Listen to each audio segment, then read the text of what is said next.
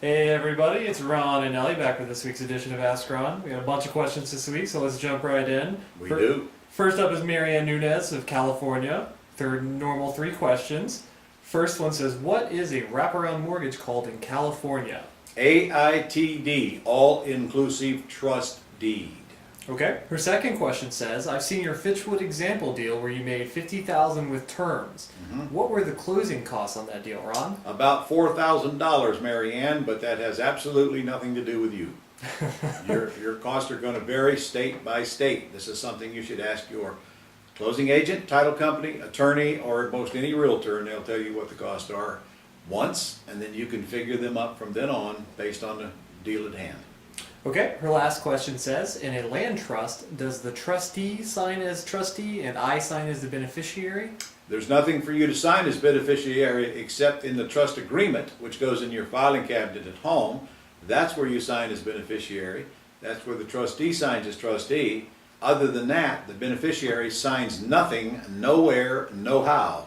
Thus, total privacy. There's no place for the beneficial interest to sign on a deed, or on a mortgage, for that matter. So, well, I guess that answers it. Okay, next up is Reynald Germinal from Florida. Reynald says, is the lease option for a work for equity deal the same as the one we use when selling a regular lease purchase to a buyer? Absolutely not. If you'll go to your forms, your agreements section under resources, and go to work for equity down and skim all the way down to the bottom, you'll find the work for equity, or you'll find the sweat equity lease option agreement. Now it looks like the other one, but it is not the same. The agreement that says sweat equity at the top, the one with the table of contents, was written so that when you put somebody in there and they take over the responsibility to do the repairs, it is a condition of the purchase that they're accepting that responsibility in exchange for some equity. If you do not use that agreement, then you're going to have conflicting terms, because if you use the other one, because most leases require the landlord to do the repairs on houses, that is. So this one clearly spells out that the landlord is not doing any repairs and why, and justifies it. So you use the sweat equity agreement. I use it when the house is in poor condition, when I put the tenant buyer in there. Now the other one still calls for the buyer to do the repairs. But when I use that one, it means the house is in pretty good shape, and they're just responsible for maintaining it, not starting from scratch and spending a lot of their money doing the repairs. Okay, next up is Chad Jenkinson from Minnesota. Hey Chad. He says, I've called several title companies and they charge $500 for title searches. I found a much cheaper one online, but they only research the last 3 years rather than 30 years like a full title company. What are your thoughts on using them? Well, Chad, on those deals that don't have any risk, you might be able to get by with a 3-year search. I certainly wouldn't use it if I'm going to have risk, like if I'm paying cash for the house. Well, in that case, I'd want title insurance anyway. But I got a feeling you're asking the wrong questions to the title companies that are giving you the $5,000 or $500 bids. You don't need a title abstract. You need a title search. A title abstract is where they go and they make copies of everything on the record and they send a pile of it. That's what your attorney would use if he's filing foreclosure. You just need a title search. In other words, you need no documentation at all. You just need an email from the title company that they checked the title and they don't see any problems, or that they do. That's the same thing that you're paying $500 for, we pay $75 for here. And I promise you, you need to asking around for a more user-friendly title company, because that is a really hefty price to pay for a title search. Remember, there's no liability whatsoever on the title company's part. If they miss something, tough. That's a title search. You're only doing that to make sure that when you lease option the property to a tenant buyer, you don't have any issues that you're aware of. Even if you did, they're probably not going to be your problem. They're going to be the problem with the buyer and well, it could be your problem, depending on whether you stay in a deal or not. But you just need to keep shopping, man. That's way too much to pay for a title search. Okay, next up is Ralph Robinson from Georgia. Hey, Ralph. He says, I have a pending commercial deal where an elementary school would be converted into a senior living facility. The school is in great shape, 48,000 square feet on 11 acres for $385,000, and the owner has already agreed to finance with $35,000 down. He says, I've done my due diligence, but what's the next step, Ron? Ralph, you haven't even begun to do your due diligence on that project. In fact, you're not even close to doing your due diligence on that project, and I don't even know what you've done, but I can tell by your question that there's way more to do than you've done. And in fact, the very first thing you must do is find out if you can even legally put a senior care facility there, because most states have a limit on the number of beds you can put in there.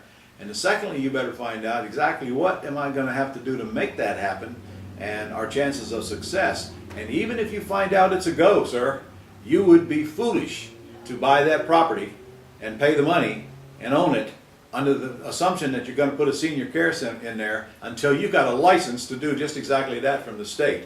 No smart developer would ever do that until the path is cleared before they make the commitment to buy the property. Now, there's a reason you can buy it with owner financing with a small down payment, and that's because there's very, very, very few people who can take a school and turn it into anything. It's a very time-intensive, capital-intensive project, and there's so many things involved in that process, I couldn't even begin to describe all of them here on this call. By the way, make sure you're in my commercial boot camp coming up in August. If you're interested in those kinds of projects, and one of the things we do is what kind of due diligence you need to do between the time you look at the property and make the offer, and then when the offer is accepted to closing. And that's a pretty good long list of due diligence there. But gosh, man, do not move forward to that project unless you get some professional help from somebody who knows what the heck they are doing on project conversions like that, or you're going to a serious seminar in a school of hard knocks. And by the way, the very first thing you want to check is there even a market for that thing you're trying to build? Because that'll kill you dead. If there's not a market for it, if there's no buyers, if there's no users, then you don't have a project. Anyway, long list. That's my best advice. Get to that boot camp, I hope I Ralph. scared the crap out of you, man, because you're getting into dangerous territory there. Okay, our next question comes from Constance in Colorado. Hey, Constance. He says, when I locate a homeowner that agrees to a lease option and I want to be in the deal for monthly cash flow, is the lease option agreement signed between me and the property owner first, and then I sign another agreement between the buyer I locate? That's exactly what you do. Awesome. You lease option it, and then you sandwich lease or sublease it out with the agreement with the table of contents in it. You raise the price, it shows the deposit as the down payment, collect rent, pay rent, keep the difference till buyer cashes you out. Rinse and repeat. Next up is Cecilia Lance from California. She's got 3 questions. Okay. The first one says, could you explain the difference in a lease option and axe deal? Sure. A lease option means you're leasing it with an option to buy at some price and some term.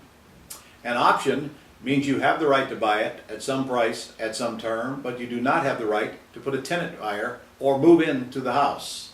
An axe deal means any kind of a deal that you agree to with the seller that entails terms. That could be owner financing, a lease purchase, or even taking over debt subject to. Any kind of a deal that has terms in it, you can assign to a buyer.